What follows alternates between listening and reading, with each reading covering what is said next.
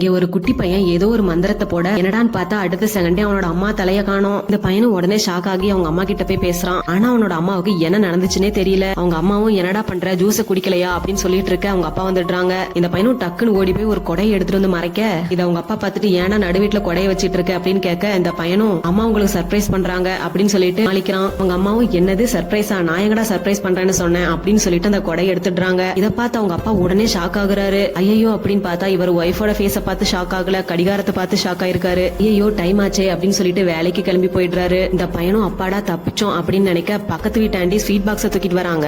அவங்க பார்த்தா அவ்வளவுதான் அப்படின்னு சொல்லிட்டு இந்த பையன் பெட்ஷீட் எல்லாம் போட்டு மறைக்கிறான். இவங்க ரெண்டு பேரும் மாறி மாறி கண்ணாமூச்சி எல்லாம் விளையாடுறாங்க. இசை இந்த பையனும் ஸ்வீட் எடுத்துக்கிட்டு சரிக்கா வீட்டுக்கு போங்க அப்படின்னு சொல்லிட்டு அனுப்பி வச்சிடுறான். பாடா அப்படின்னு நினைச்சா அடுத்த செகண்டே அவங்க அம்மா பைய தூக்கிட்டு காய்கறி வாங்குறேன்னு சொல்லிட்டு கிளம்பி போறாங்க. இந்த பையன் எவ்வளவு தடுத்தாலும் அவங்க அம்மா கிளம்பி போறாங்க. இந்த பையனும் எப்படியோ மந்திரத்தை போட்டு மறுபடியும் அவங்க அம்மா ஃபேஸ கொண்டு வந்துடுறான்.